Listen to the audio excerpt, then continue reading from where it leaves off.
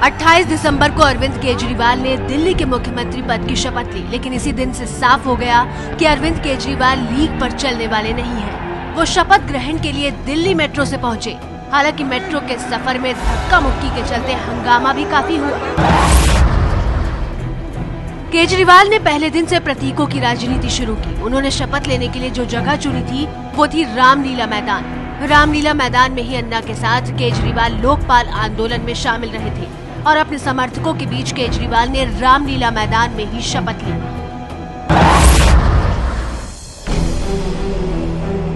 शपथ ग्रहण के दिन केजरीवाल की सादगी चर्चा का मुद्दा बनी। वो शपथ ग्रहण के लिए भी अपने कमीज, पैंट और स्वेटर में पहुंचे थे। उन्होंने अपने सफर की शुरुआत भी नीली वैगनार कार में की और मुख्यमंत्री बनने के बाद भी केजरीवाल ने इस कार को नहीं छोड़ा।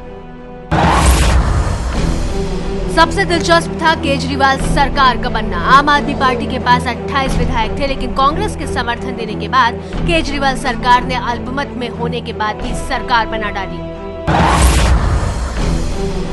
अरविंद केजरीवाल ने सरकार बनाने के तीसरे दिन ही पानी पर सब्सिडी को लेकर ऐलान कर दिया।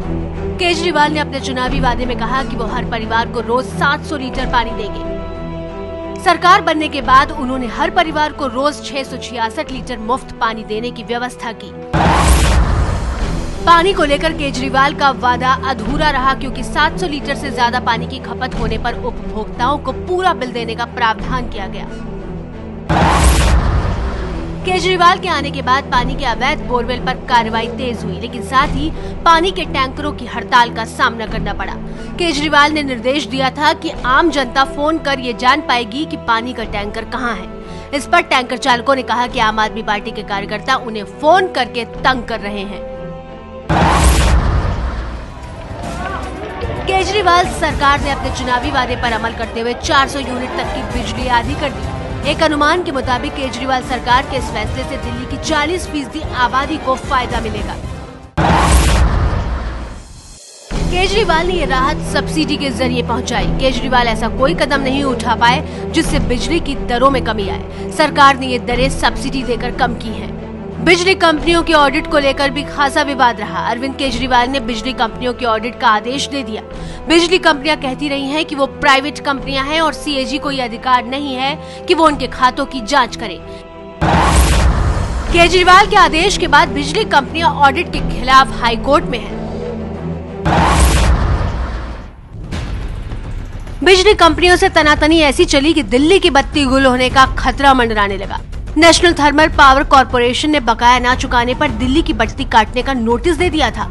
इस मामले में बिजली वितरण करने वाली रिलायंस की दोनों कंपनियों से केजरीवाल का टकराव हुआ। केजरीवाल ने आरोप लगाया कि रिलायंस की बिजली वितरण करने वाली दोनों कंपनियां ब्लैकमेलिंग कर रही हैं। मामला बिजली कंपनियों के लाइसेंस रद्द करने की चर्चा तक उठा।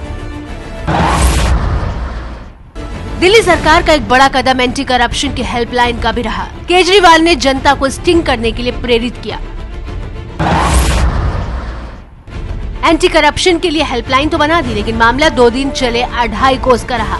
कोई मिलाकर 3 पुलिसकर्मी स्टिंग के जाल में फंसे।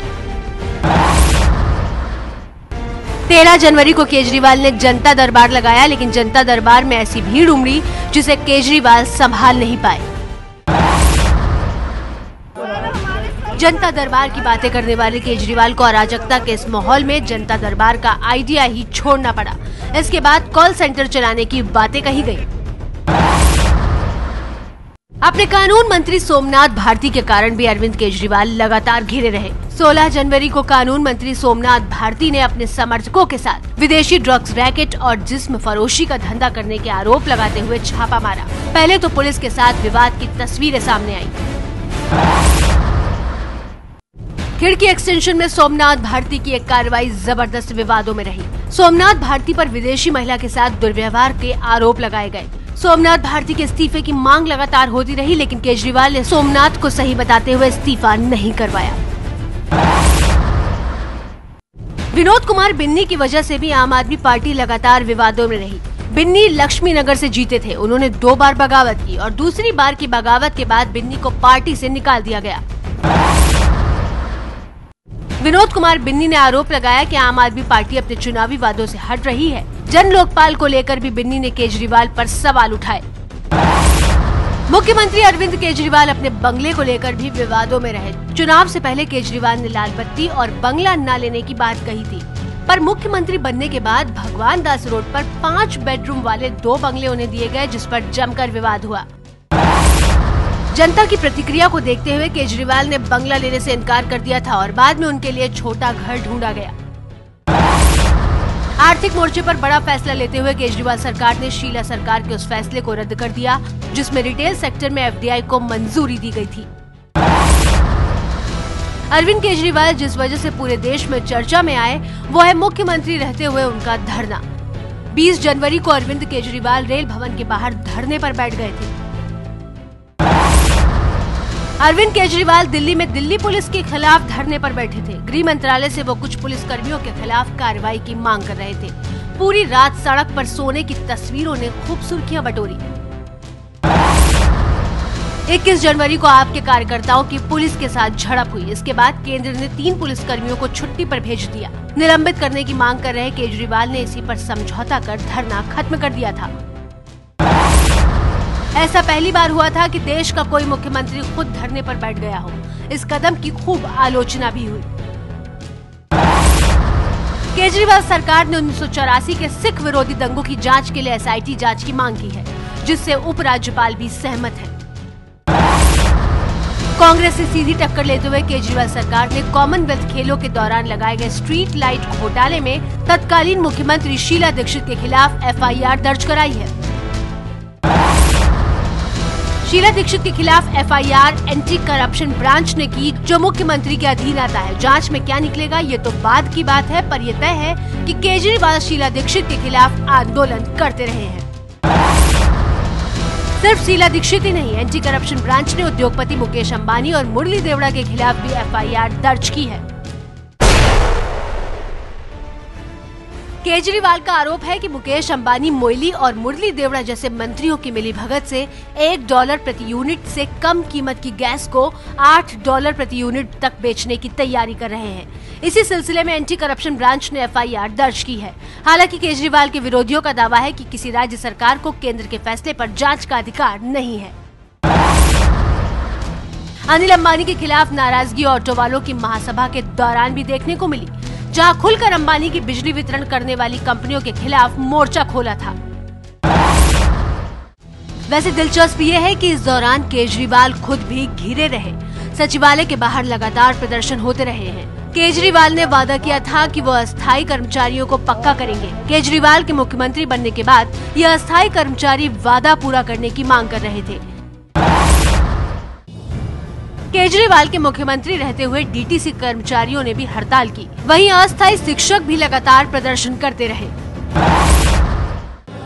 अरविंद केजरीवाल ने वादा किया था कि वो सुरक्षा नहीं लेंगे, पर अरविंद केजरीवाल की सुरक्षा मुद्दा बनी रही। एक पुलिसकर्मी सादी वर्दी में हर वक्त उनके साथ रहा। दिल्ली की कामयाबी से आम आदमी पार्टी का हौसला बढ़ गया और आम आदमी पार्टी ने ऐलान किया कि वो करीब 350 सीटों पर चुनाव लड़ेगी। लोकसभा की तैयारी के लिए कार्यकर्ताओं के साथ बातचीत करते हुए अरविंद केजरीवाल ने एक भ्रष्ट नेताओं की लिस्ट रखी, जिसमें कपिल सिब्बल और नितिन गडकरी का भी नाम था। इस लिस्ट के लिए केजरीवाल को नोटिस मिल चुका है। ईश्वर की शपथ लेता हूँ। अपने छोटे से कार्यकाल में अरविंद केजरीवाल सभी से टकराते नजर आए। विपक्षी दलों से तो टकराव था, लेकिन साथ ही केंद्र सरकार और उपराज्यपाल से भी उनकी सीधी टक्कर हुई। जन लोकपाल बिल को पेश करने को लेकर केजरीवाल और उपराज्यपाल नजीब जंग आमने सामने आ गए।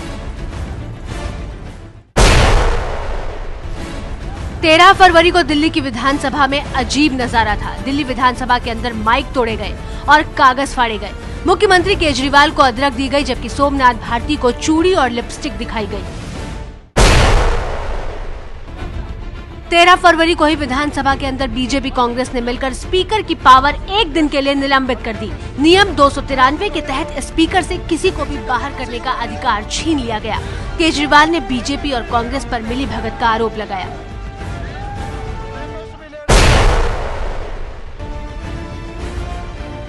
केजरीवाल का चुनावी वादा था कि 15 दिन में रामलीला मैदान में जन लोकपाल बिल पास कर देंगे, लेकिन केजरीवाल बिल को पास करना तो दूर, वो विधानसभा में बिल पेश भी नहीं कर पाए।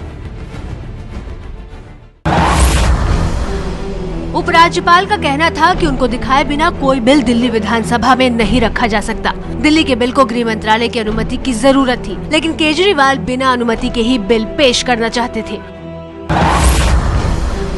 बीजेपी और कांग्रेस दोनों ने आरोप लगाया कि केजरीवाल संविधान के साथ खिलवाड़ कर रहे हैं। दिल्ली विधानसभा के विशेष सत्र में जमकर हंगामा हुआ। 13 फरवरी की नाकामी के बाद 14 फरवरी को केजरीवाल जन लोकपाल बिल को पेश करने की तैयारी के साथ उतरे, लेकिन यहाँ भी केजरीवाल सरकार सिर्फ उपराज्यपाल के संदेश पर चर्चा करा पाई। इस चर्चा में हार के बाद ये तय हो गया कि केजरीवाल सरकार लोकपाल बिल पेश नहीं कर पाएगी।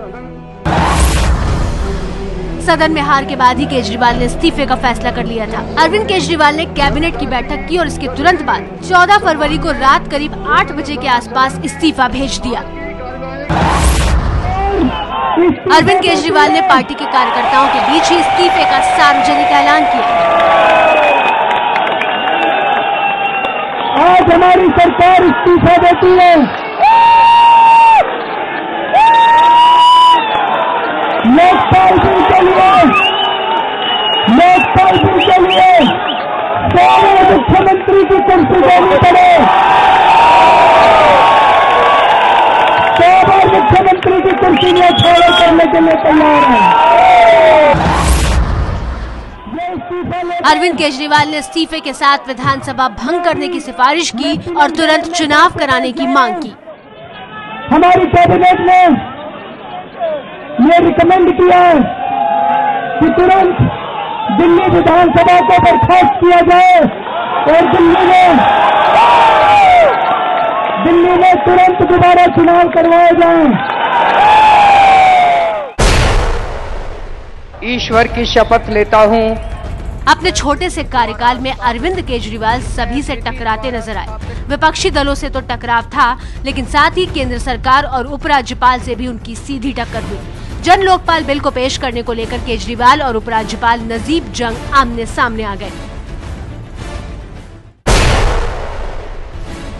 13 फरवरी को दिल्ली की विधानसभा में अजीब नजारा था। दिल्ली विधानसभा के अंदर माइक तोड़े गए और कागज फाड़े गए। मुख्यमंत्री केजरीवाल को अदरक दी गई, जबकि सोमनाथ भारती को चूड़ी और लिपस्टिक दिखाई गई। 13 फरवरी को ही विधानसभा के अंदर बीजेपी कांग्रेस ने मिलकर स्पीकर की पावर एक दिन के लिए निलंबित कर दी। नियम 293 के तहत स्पीकर से किसी को भी बाहर करने का अधिकार छीन लिया गया। केजरीवाल ने बीजेपी और कांग्रेस पर मिलीभगत का आरोप लगाया।